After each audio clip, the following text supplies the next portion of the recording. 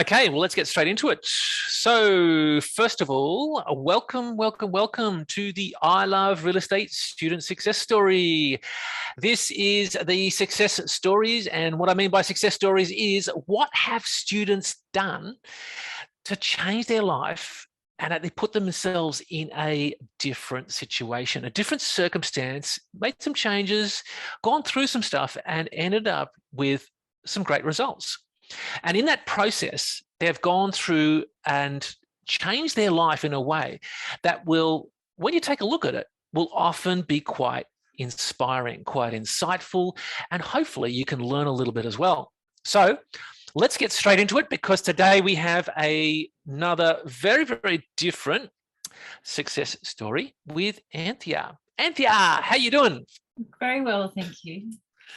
Excellent, excellent. Well, look, thank you so much for joining us today. Really appreciate you taking out the time to share your story. You know, Yeah. it's really good of you to do. Hey, now look, what I want to do. One of the first things we always want to do is find out whereabouts were you before you joined the I Love Real Estate community? Like, what was life like for you? Like, everyone's coming from a different place. Where were you coming from? I was one of those people that just live paycheck to paycheck, fluff around, no real, just plodding along in life, traveled around and didn't achieve much at all. I had a lot of fun, but didn't achieve anything. Not real good on the mindset sort of issues. So that was the reason I wasn't achieving much. Childhood was not that great. I know we've all got our little issues with childhood. Mine's was a broken up family. My mother ran away with the married guy next door when I was 7. I was 4. My older sister was 7. So left my dad with the 4 kids from 7 to 12 months old, and then I was living with dad till I was 12, and then mum won custody. So I went to live with mum from 12 onwards. And then from that point, we'd never heard from our father again. So it was like the mum ran away and then she won custody, and then the dad just disappeared. So as a 12-year-old, the 12-year-old doesn't comprehend what's going on. But the life in the house with my mother was not great. It was in not a great suburb, everyone's low socio tribe. But the house had abuse and sexual abuse in the house. I was kicked out when I was 16, and it was at that point that I realized my father had been trying to get in contact with us kids. Every birthday, Christmas, Easter, money was in all the cards, but we never knew. He rang the house, he'd been knocking on the door. Us kids had no idea. So it was sort of, but even the damage had already been done to the mindset at that point. Your mum ran away, your dad disappeared. So getting out of home was, my mum had told me how she used to be a prostitute. So my choices after getting out of the home was I just was trying to find love. So you can imagine what some crazy choices that I'd made after being kicked out of home. And that resulted in more abuse that came away. And the relationships after that didn't help either. You're picking the guys that will affirm your belief of yourself. So it wasn't a good start. And just plodding along, traveling, trying to get away, but you're always there where you are. You can't escape yourself. No, you can't. And yeah. you traveled for a number of years, didn't you? For about 13 years around the world and around Australia, but yeah. Yeah, wow. Paycheck to paycheck, bar jobs and nannies, and just enough to get to the next place. Yeah.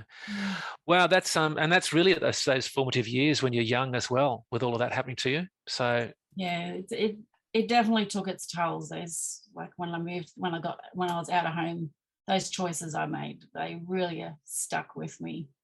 Mm, mm. Yeah, and still So, are. well, yeah. Well, yeah. Anthea, tough, hey. I hear you.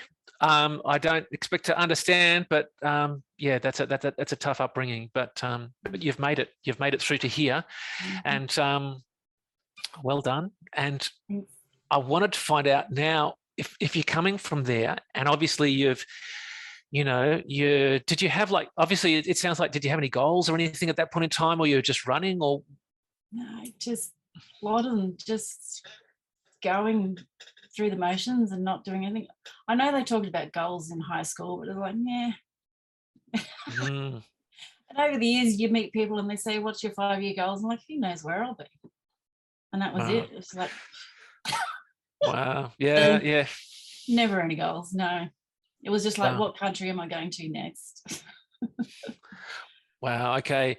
So then, with coming from that, how did you get involved with the community? Like, what happened for you? like so many other people, there was an ad on Facebook. Yep. And a friend of mine liked it, and they've got a couple of $1 million house on the Brisbane River, the city views. I'm like, well, that must be how they make their money. So I'll just go along to this one day and take the free information and go away. But I did go along, and I took so many notes. I couldn't write fast enough. And my first thought was like, oh, and I never knew what negative gearing was. Yeah. So I learned what negative gearing was. So at least I'm never going to make that mistake. Yep. And my thought was, if she's giving this information for free, what is she going to give me when I actually pay? And for someone that lives paycheck to paycheck, to sign on right then and there on the spot was pretty big. So, and I did. So wow, you did. I did. You were going to go there for just a free info, and then you signed up. Thank goodness I had a credit card. So you didn't really. So did you have enough money to join, or were you going out on a limb when you joined, or? Going out on the limb, just placing a bet. Wow. Okay. That's I'm not a gambler. That's quite a change. And all because a friend of yours liked the post. That's what got me there. But yes, yeah. it was then hearing all this free info and then going, whoa, what am I going to get when I pay? Yeah. I found out. You wanted to know, yeah. And now that was back in, was it 2015? End of 2015, beginning of 2016, somewhere around there. But yeah. Okay. All right, great. Cool. So and what were you wanting to get out of it? I mean, obviously, you wanted to know more, but was there something specific you wanted to get out of the program? A home. I just wanted a home. Fluffing around. The whole dream is I want my house. I want my Queenslander house. So that was the main target, just to have a home. Not really to invest and all that sort of stuff. It was just security, as they say. Just yeah. Do you think it was kind of trying to achieve that security that you didn't really have as a kid? Yeah. Getting that safety net, that base. Yeah, most definitely. Oh, cool. And a Queenslander. You love Queenslanders, obviously. I do. Like, all my rentals were always that kind of way. Yeah. So when you were growing up, your family didn't own a home at all. They were always renting. Was that? My mum was in the housing commission houses. My dad he did buy a house. This is like up in Townsville. But then when us kids left, apparently he just sold it, and he's never owned a home since. Wow. Okay. All right. But he didn't have that house for very long. So it's not a real thing within the family. All right. So certainly not. Coming from that, is wanting a home is probably a very realistic target. Hey. Yeah. Yeah. I think education is big in my family too. I think I'm the only one that's gone to TAFE or anything like that. So wow, good for you. So look, how did things change? Like when you get in, obviously joined into 2015, 2016. Mm. What did you spend your time doing, and what was the things that really, changed for you? I think I changed my strategy and just overwhelmed so many times. It's like you're learning so many different things. It's like, oh, I could do that. Oh, I could do that. Oh, I could do. No, let's go back to that one. Oh no, let's go. Did a lot of that. Dymphna calls it a smorgasbord. It's all laid out, It's like little shiny things. It's like, I did a lot of that, and at that time I was in a relationship that was not good, a destructive one again. So it was trying to deal with all of that crap going on as well. So I wasn't, like a little duck treading his little feet under the water, just. But but then in that relationship, I was pregnant at a point, and I'd lost that at 11 weeks. So that sort of hit home quite hard. And every cycle, I'd just be crying, depressed, because I've always wanted to be a mum. And that was my 5th pregnancy that didn't come to life.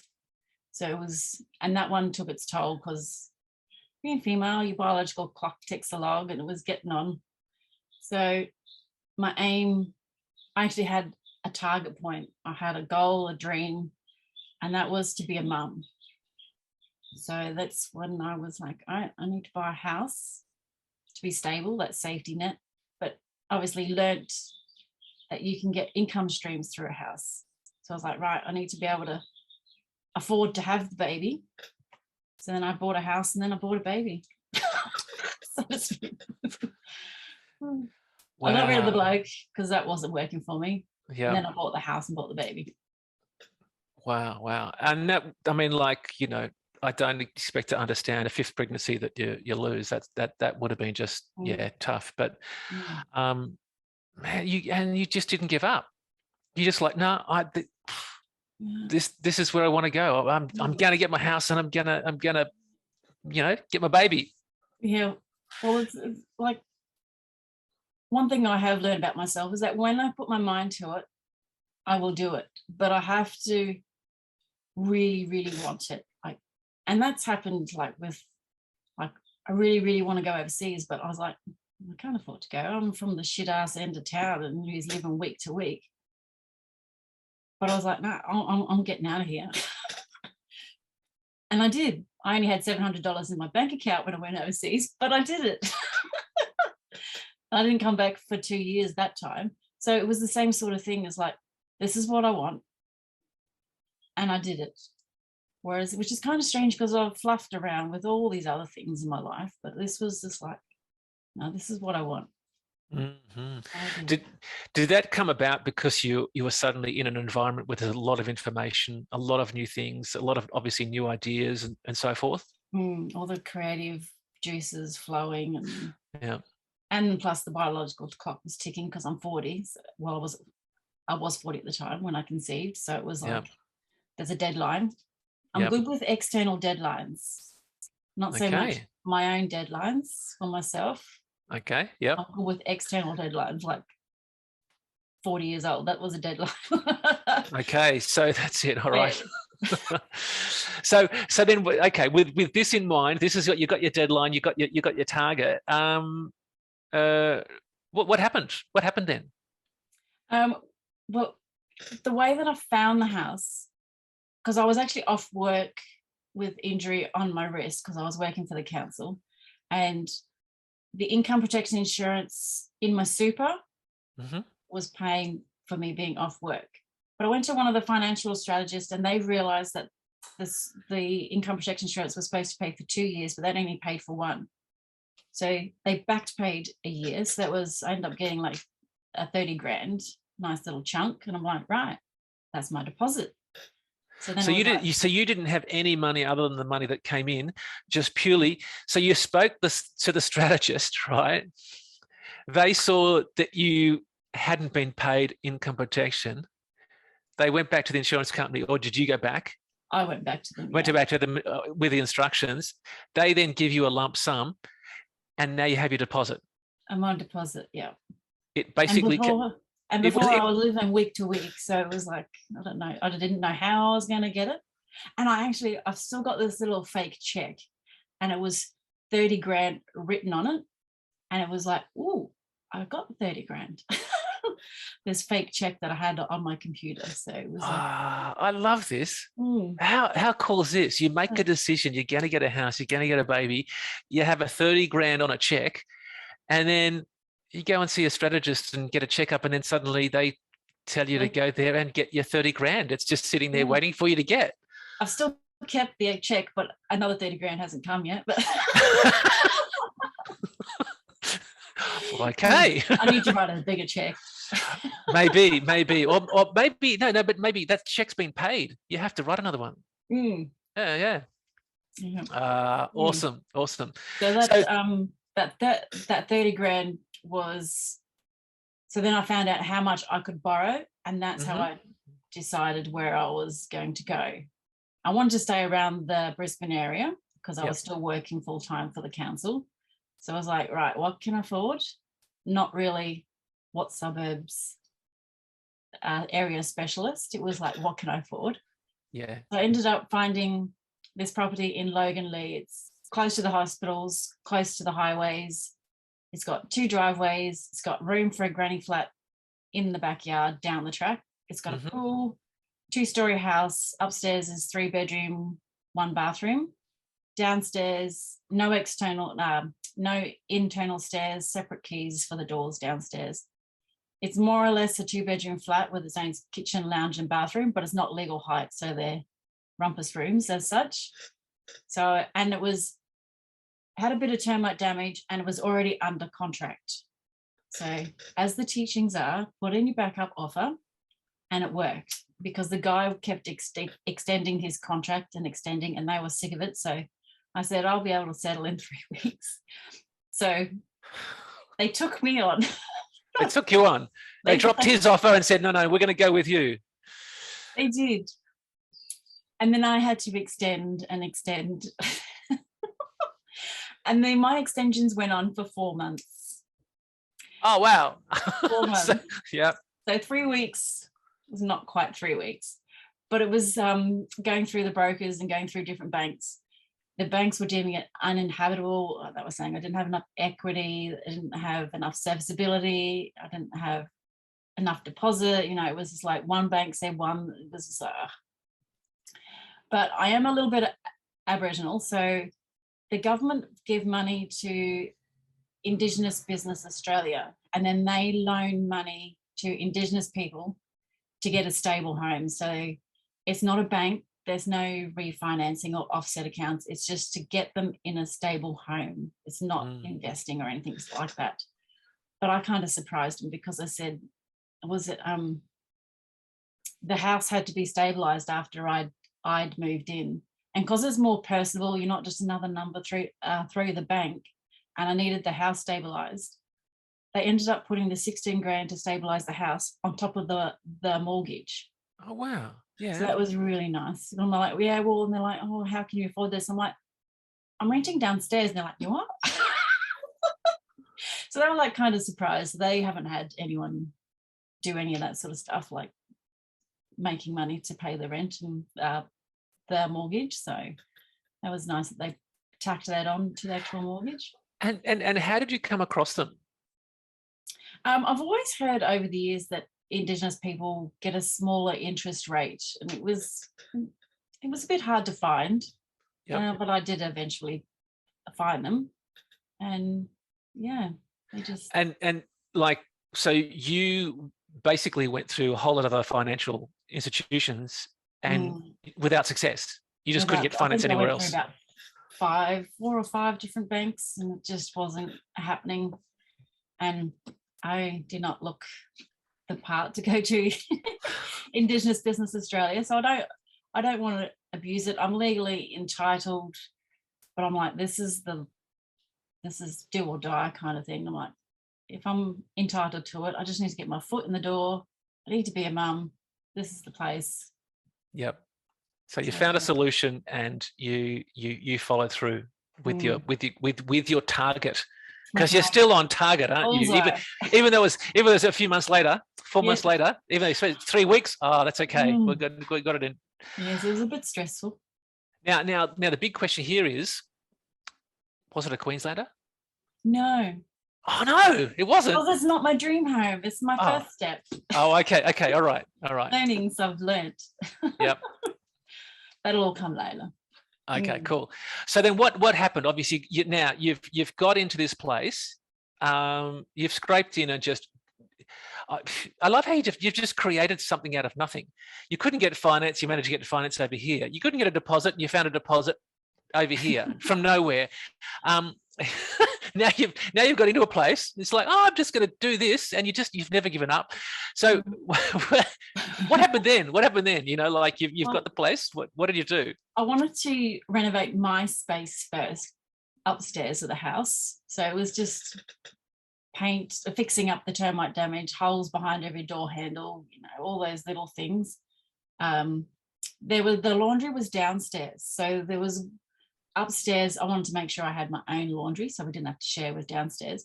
So the bathroom vanity was a nice big one that you could put 2 basins in, but I ended up putting a kitchen cabinet in, like take the old vanity out, put it in a kitchen cabinet because it's high enough to put my own washing machine in, and then the bench, and then I could put my dryer on the top.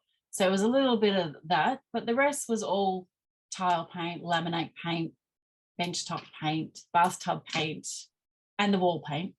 Yep. And it looked so much better.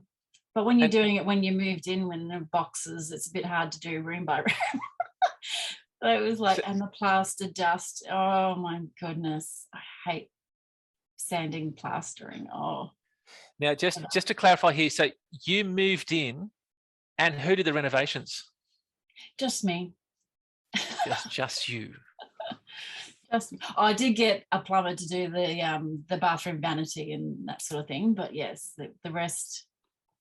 So you got in like a plumber or a sparky if needed, but everything else you did. That's right. Yeah. While you were living there. Yes. Yeah. Okay. Yeah. All right. Cool. And then so you've done so that was basically cosmetic, a little bit more than cosmetic upstairs. Yeah, that you've done. Mm-hmm. Have you done anything like that before? No. Okay. Never. I'm just going to buy a house. I'm going to renovate it. I'm going to do it myself. I love it. Okay. So then what happened with downstairs? Well, it was 3 months after I moved into the place, you know, and mind you, I did all of this while I was really depressed still, you know, because I'd lost another baby. So then I'm going through artificial insemination as well as working full-time and doing the actual reno with boxes and plaster dust everywhere. It's not real happy environment. Yeah. So then 3 months after I moved in was when I conceived. So then morning sickness all started. So I was like, give myself a break with all these boxes. Yeah. And then I think I was about 4 months pregnant. And then I'm right, now it's time to get some finance to pay trades to do downstairs because I don't want to do any more plastering ever again. But once again, it was the 4 months thing again, 4 months of trying to get money with banks. And in the end, I couldn't get enough to have trades do the work downstairs. So I ended up with like $10,000 personal loan. And that was to buy all the bits for downstairs. And downstairs was more or less a structural reno on a cheap cosmetic budget. And once again, I had plumbers and sparkies, and the rest was me. The rest was you. And you're pregnant. Oh yes, so I was 8 months pregnant. Oh, you forgot to mention that. Oh, that's right. I was pregnant at the time as well. Yes. So I started when I was 8 months pregnant. I was not. You started when you were 8 months. Started when I was 8 months because it was 4 month mark when I decided, right, now it's time to get some finance, and then it was like another four months of going to the banks trying to get the funds. And I suppose because you're 8 months pregnant, you're going, hang on, this baby's coming. You've got to Yeah. Yeah. And when I was going to the banks, everything was over the phone, so they couldn't see that I was pregnant. Because I know how much kids cost according to the banks, but yeah. Other still didn't work. For those of you who don't know, Dymphna makes a suggestion when she does the finance at the boot camp, and she talks to Clint about it. And she says, what happens if you're pregnant? And she shows a different lending criteria when you have a child. It changes, and you need to let the finance. And she says, what happens if I wear an overcoat? Anyway, it's quite a funny thing on the boot camp. So it's if you're wondering about it, that's what Anthea's alluding to. Just didn't turn up in person. Didn't turn up in person. Okay. Wow. Because I was not a small pregnant lady, like multiple people would say. Is that 2 or 3 in there? Like I was absolutely massive. So it was interesting cutting gyprock on the concrete floor downstairs. So downstairs was jacked up all the tiles on the floors to make it level. And you're jacking up the tiles when you're 8 months pregnant? I got a friend to help me with that one. Oh, finally. I'll accept some help. You've got some help. I actually had a baby shower, but Bob already had everything. So I had a working bee baby shower. Oh, awesome. Rope them in. Yep. Most of my friends were blokes as well, but I tell you what, some of them were quite useless. I had to do a few things back again. Pedantic. But it was jacking up the tiles. There was a long skinny bedroom, and then there was a small one that didn't have a window in it at all, but there was a wall between them that I could move to make the rooms a bit more even in size. But when I moved the wall, it was smack bang in the middle of a window. So I had to I got someone else to brick up that window and put a window in the small room. There was termite damage in the wall behind the kitchen, so we took the kitchen out. And then when Bob was 3 weeks old, I had a friend from Iceland come to travel around Australia, and she came to me first. She visited me first. She's a cabinet maker. So she put the kitchen back in for me. We had to fix a few cabinets and stuff like that. But yeah, she helped me put it back in. So that was great. I just love how you just go, I've got to. It's like the time you're moving and you're doing your kitchen, a friend who happens to be a cabinet maker just comes from overseas and drops in. And it just felt like I hijacked her for a couple of weeks. Welcome to Australia. That's what friends are for, aren't they? Kind of. Yeah. So, and all the walls were those fake wood paneling from the 70s kind of thing. The roofs were the 70s styrofoam burger takeaway containers on the roof kind of thing. Yeah. So that all had to come down. And then the stud walls were way too wide, so I had to fix them up. So my father lives in Toowoomba, so like once every couple of months he'd come down and give me a hand with the 2-man jobs, and it's like, how do you do this? Bunnings and YouTube are great. Like the staff at Bunnings, like if I couldn't do anything, it's like, what do I do with this? But wow. So yeah, I love it. You've just, grab whoever you can to help you out, and your father came. That was great. Yeah. And then obviously Bob came on the scene a month after I started downstairs. So things went really slowly, and trying to time those little reno jobs that you have to do within the sleeps or in between me sleeping and her sleeping, and a little bit of a nighttime. I was like, no, I've had enough. On my eyes keep my eyes open. So it was struggle to get the little balance there. So it was long and tedious. So it was finally finished downstairs. Another external deadline was my maternity leave was running out. So I'm good with external deadlines. Yep. So the reno was done and it was rented out by the time my maternity leave ran out. But then I didn't go back to work. So I had that money coming back in. So yeah. Wow. So you did that all on your maternity leave. Yes. And now you've got a place, and then now you've got the rent coming in. Got the rent coming in, and now I'm a pensioner.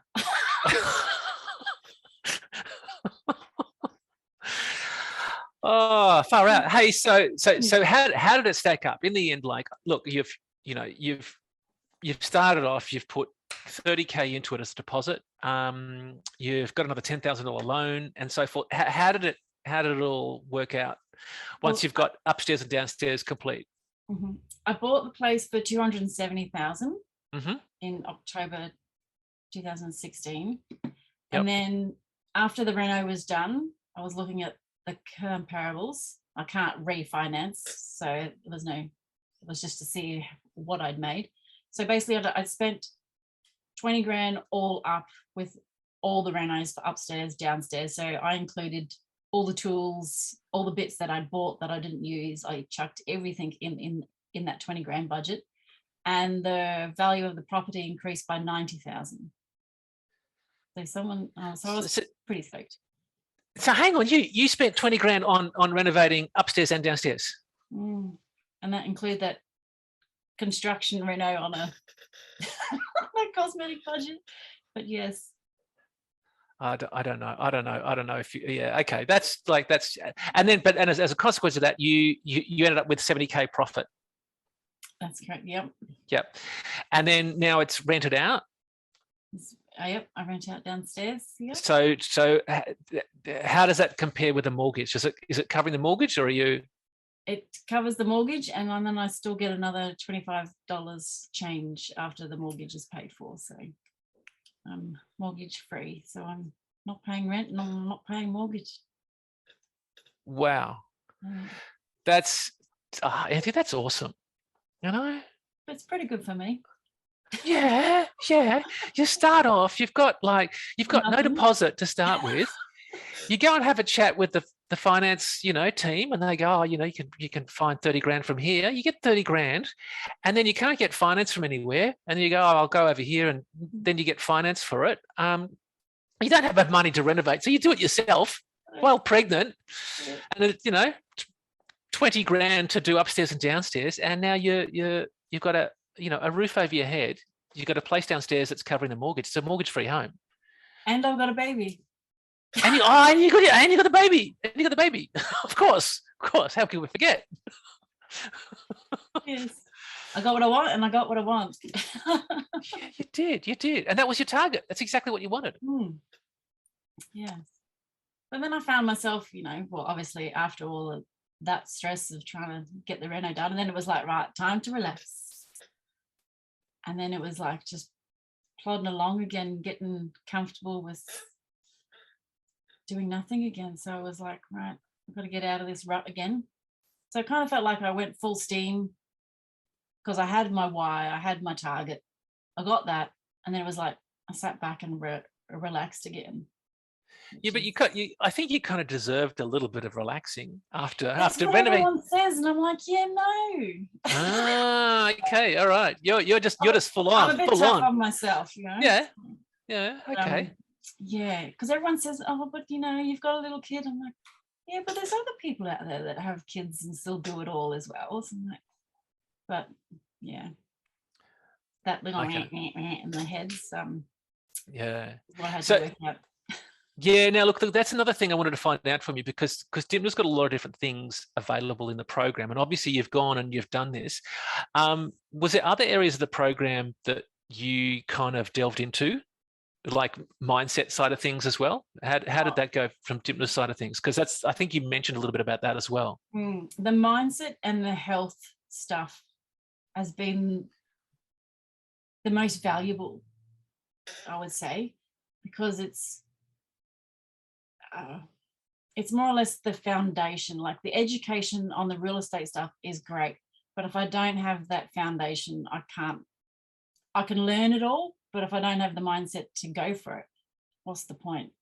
So and the state that I was in and all the shit I've dealt with, that is what I needed, was the mindset and the health factors all. Yeah. And that's what I never expected from the real estate education, was all the stuff that I value most out of it. Is the golden nuggets for me has been all that sort of stuff. Yeah. I'm still a work in progress. We all are. After 40 years of that stuff going on, it's still working. Yeah, but you got some awesome ways of applying it, and you've got some great results there. So yeah. Awesome to see. Mhm. And did you, out of interest, did you find any inspiration from some of the success stories, like the Super Conference has the success stories up on stage? Mhm. Did that kind of, was that something that kind of, I want to know, like, you know, you've made a decision, you've got a target there. What was the inspiration for you to do that? Was it education? Was it the success stories? Success stories are great to hear of what is possible, but it was out of reach for someone like me. It was too far away. It wasn't realistic. It wasn't there. But it's good. It's good to hear that things are possible.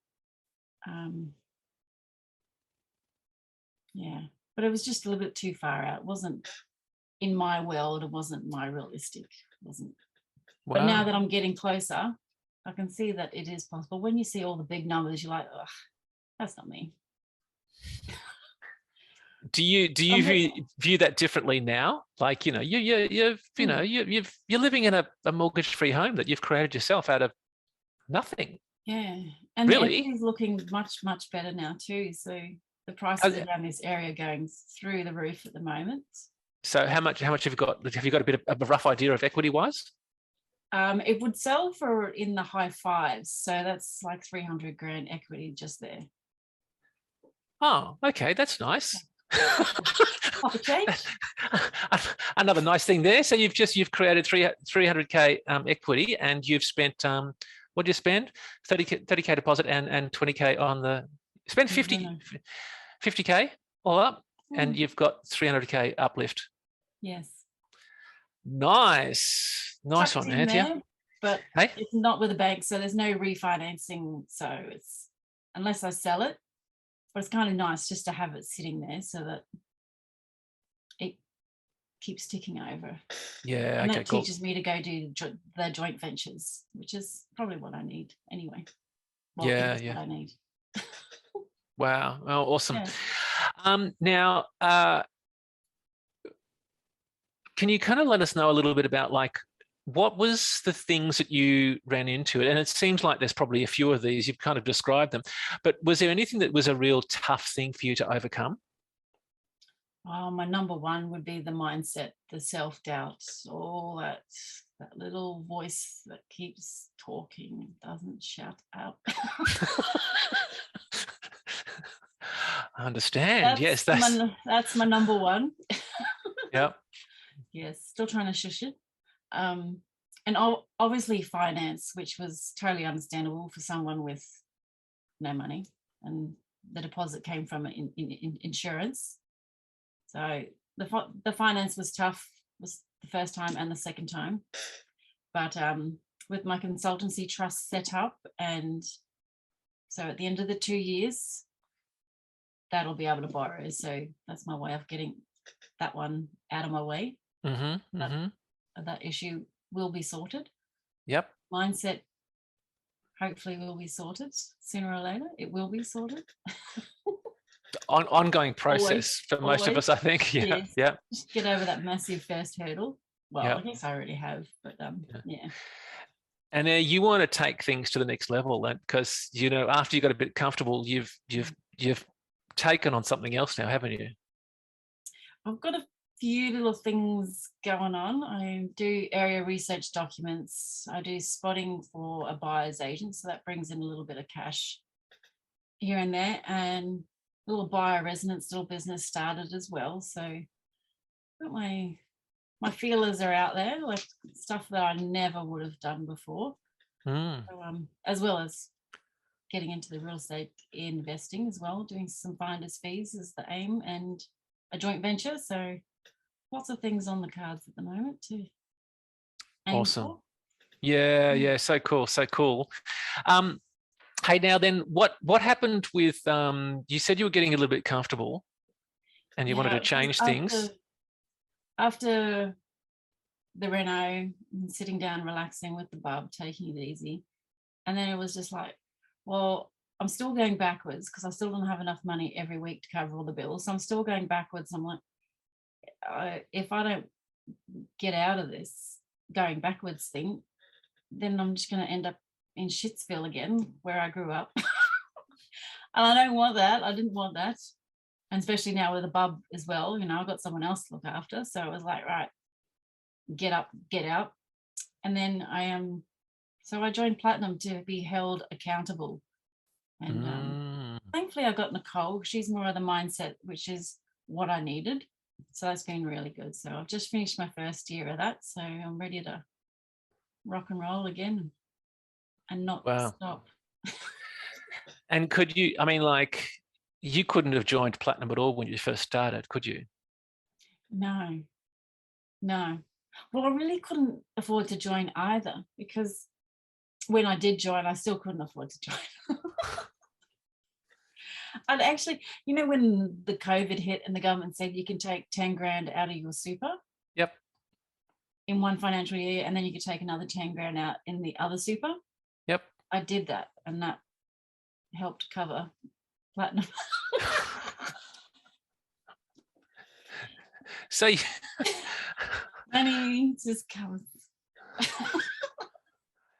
You know, like, you know that everyone else has spent it, you know, has spent it on TVs and other things and so forth, and you've gone, nah, I'm going to hold myself accountable. Yeah.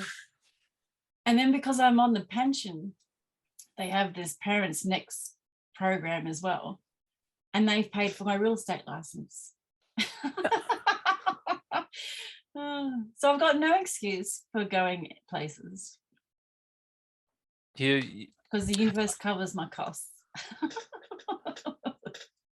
Anthea, I just love how you create these things, you know, you just kind of go, I want to go here, I want to go there, I want to, and then it just, you manifest and create it and just bring it into existence from somewhere else, you know? Yeah, that is so cool. That is so cool. When I get my mind to it, that's the thing. It's like I've really got to commit to it. I can always get a car park. That's easy. A car park? I can always manifest a car park. Oh, sorry. When you're parking, I'm thinking you can park at home, can't you? Yeah. Okay, cool. And then, so can you give us a bit of an insight in how Platinum has been for you? Because that's a bit of a, like, for those who haven't joined, Platinum is obviously a very high level program. It is more an accountability mentoring program. You do have a Platinum coach, and you have regular monthly meetings, and you have regular conversations with your coach as well. It's not for everybody, but it is very much when you are ready to go to the next level, you want to actually go there faster, sooner, or you want to get more out of where you're at, Platinum really should be considered. And you'll find out about it more about Platinum at the boot camps and the events, and Dymphna will talk about that and open up invitations. So you took that up. I did. I was like, this is obviously the kick up the backside I need and the education that I needed. So I went for it. Awesome. Super money. So yes, a lot of education. It's just good to be in it constantly as well. I know the weekly webinars on the Wednesdays is good as well, but just to face when we could. Yeah. Awesome. And the coach calls is spot on. That's what I needed. The one-on-one mentoring.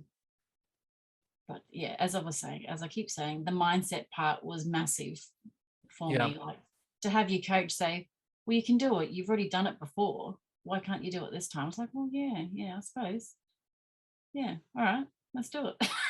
Kind of thing. So it's like, yeah, just to have that person, because like I said, everyone I know, they're not in that field of a real estate. So I don't have anyone to talk to about it. Okay. So it's, have that person there to chat with. And education and the mindset was gold.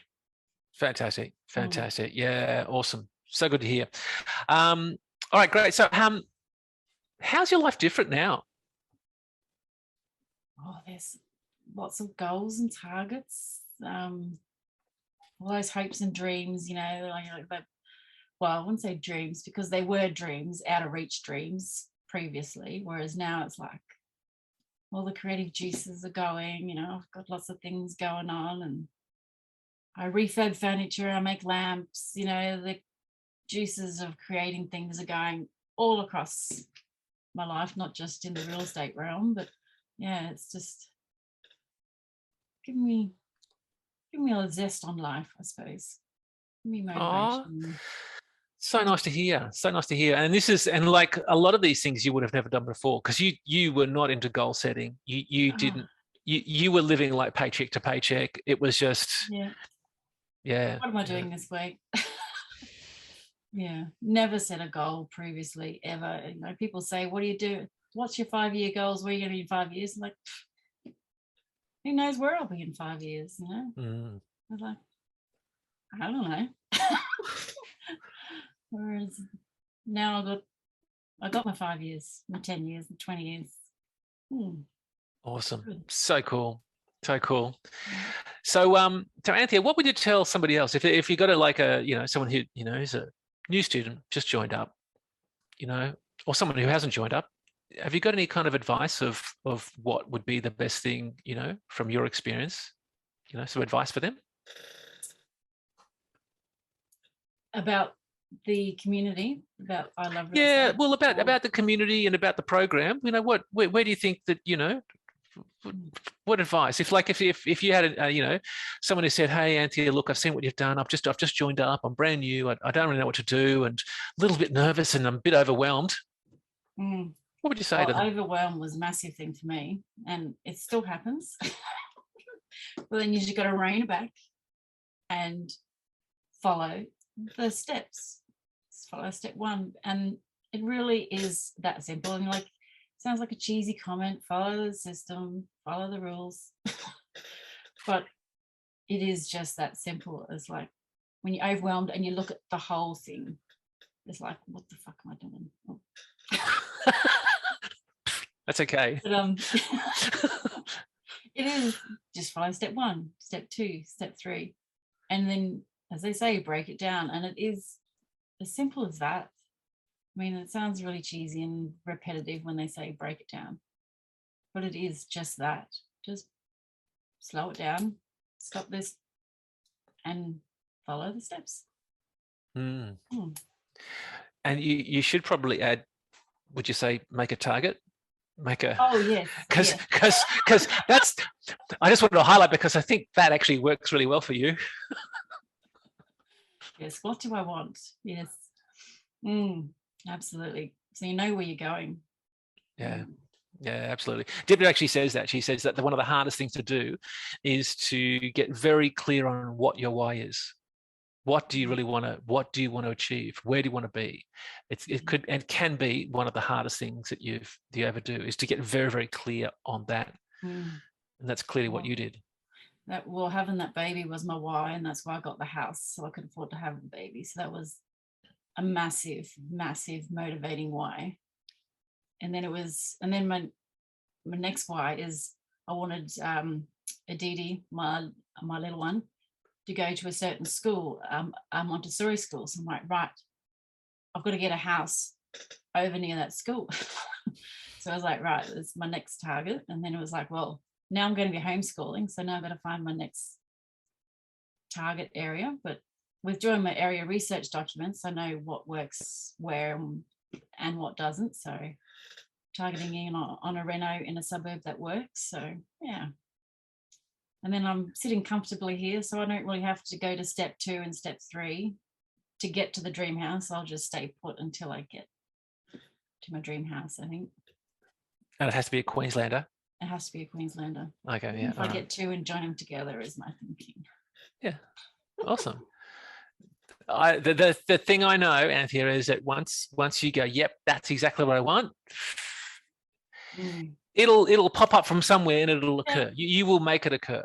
I'll get a couple of free houses that I can relocate. Yeah. Wouldn't surprise me at all. Surprise me at all. Excellent.